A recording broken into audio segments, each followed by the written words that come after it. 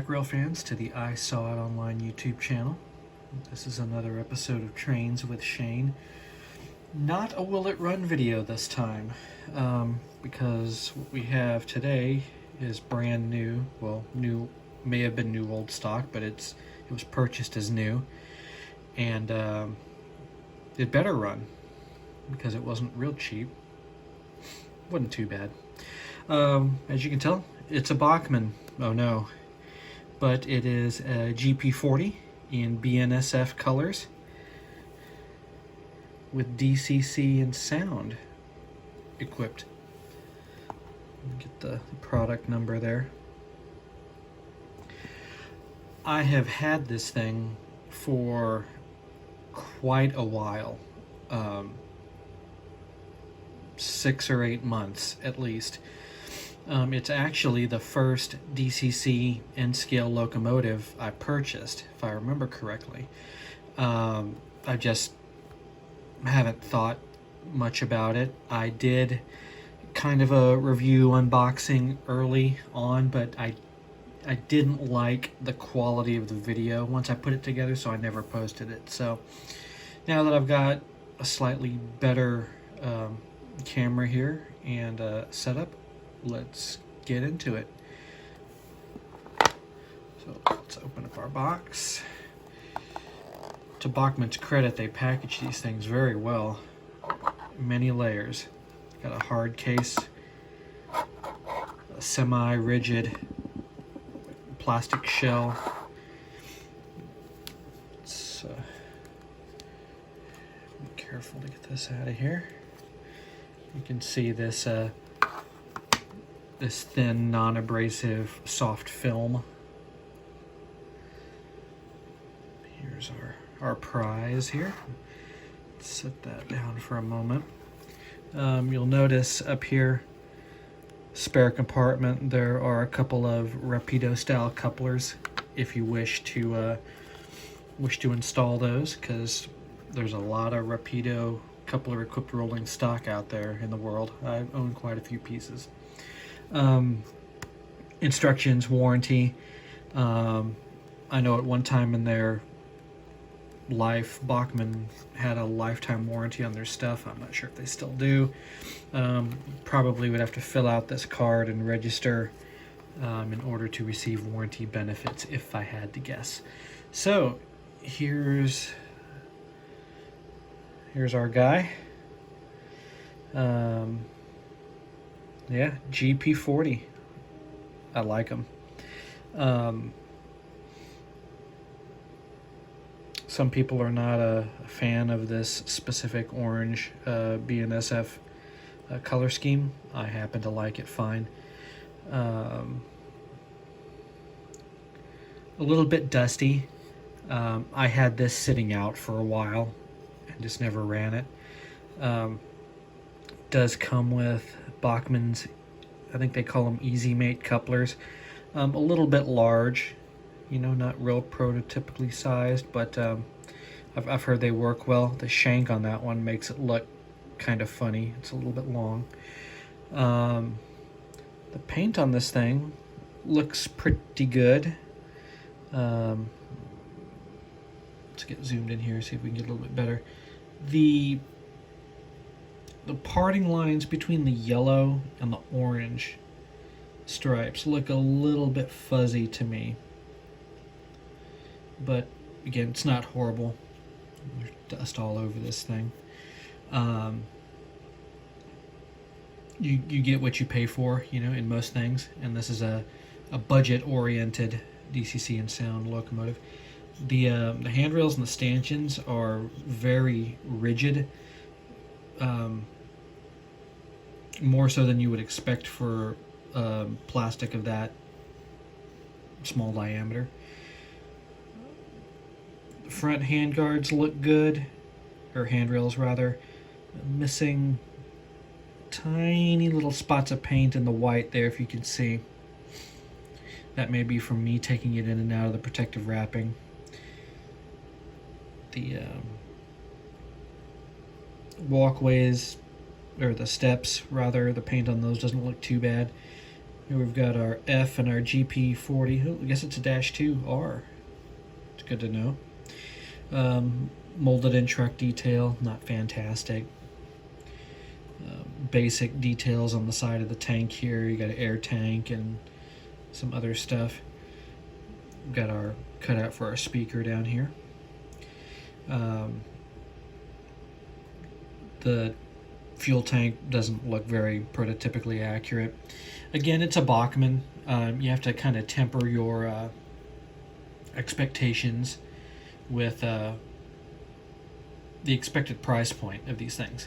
I want to say I paid $160 for this thing, DCC and Sound, which is very reasonable when you compare it against other manufacturers out there. Of course, you're not going to get the niceties of, you know, separately applied grab irons or any of that stuff. Got the generic 3-chime horn that Bachmann sticks on everything. You know, not even a bunch of molded in detail on the front pilot here. You got molded in cut levers, but no MU hoses, no air lines.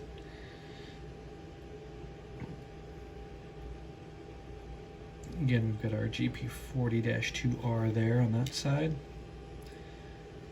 And again, a coupler with a shank that looks too long, but that may actually help in operation. It floats pretty good. Molded in fan detail for both the radiator and the dynamic brake. Have our molded in exhaust. And this thing is just, it's got stuff all over it, as well as my little greasy paw prints here. So, not too bad. Again, about what you'd expect from Bachmann and N scale. I do have to say that the other GP40 of theirs that I have, the MKT one, I am really quite fond of as far as a DC locomotive goes. It runs really well.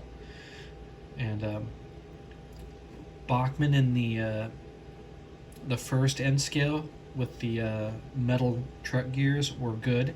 They were noisy, but the mechanism was pretty solid. And then it just fell apart in the 80s and early 90s when they went to those white plastic truck gears and just all the... Oh man, it was not good. Those of you that know, you know. But here, later on, when they switched to this generation, I'm not sure when that happened, but they're decent runners now.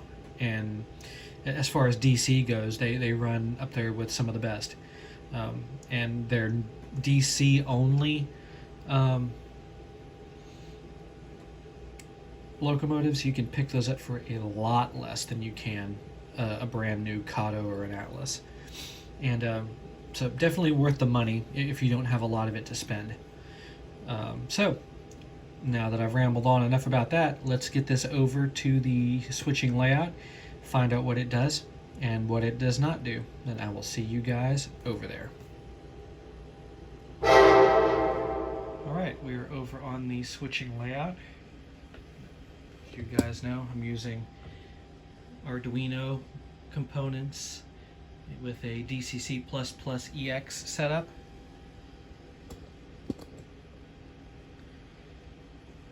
And I'm using SRCP on my phone. I accidentally turned on track power.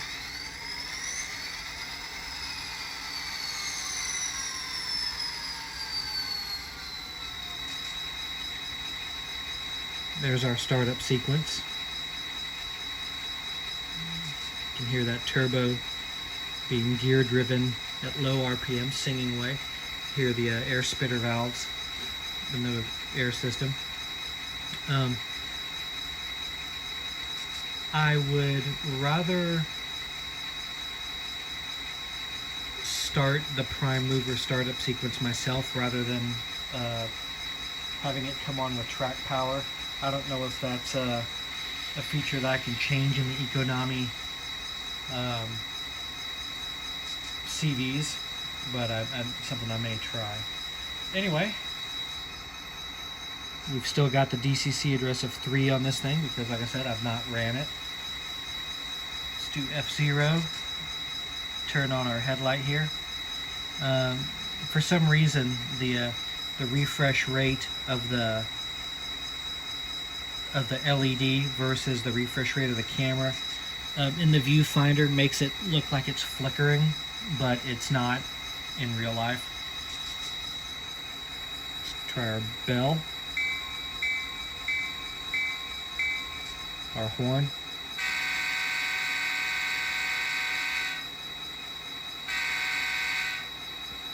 Not bad. Let's notch her up a little bit and see if she moves out.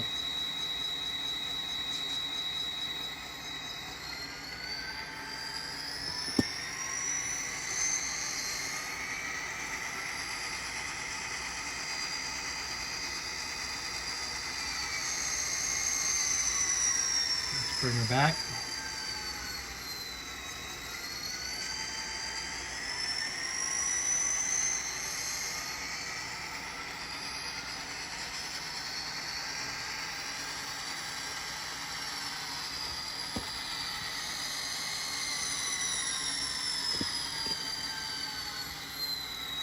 Not bad.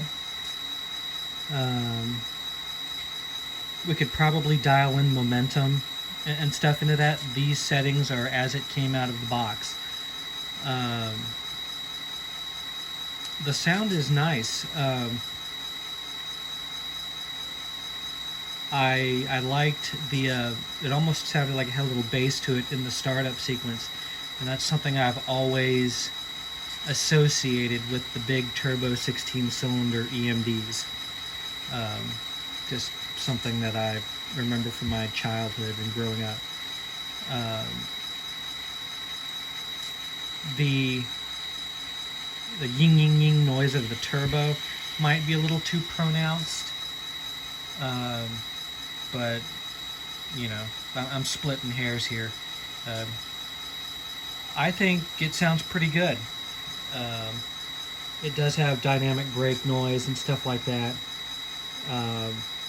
I'd have to go fishing for the sheet on what F numbers those are, but let's see if we can get it to turn off here.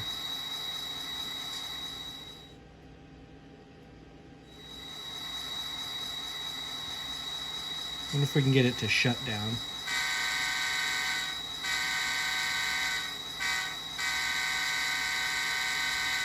Apparently F9 is the crossing sequence.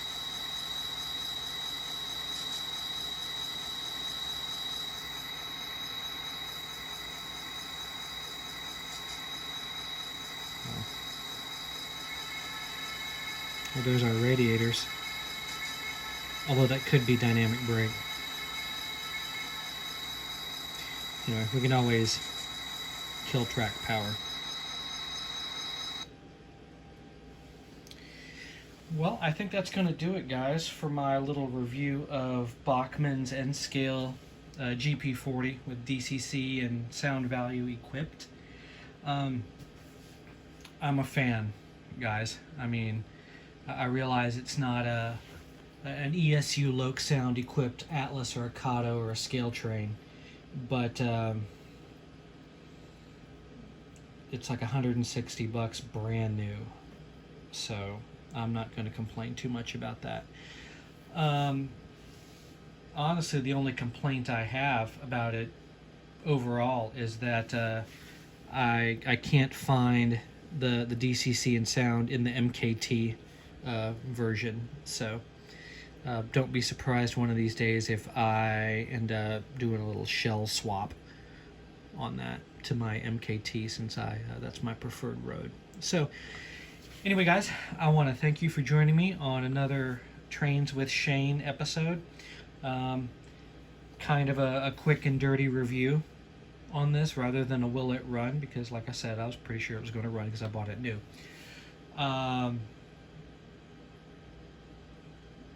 Yeah, I'm going to try to start getting content out every Monday again like I have been doing.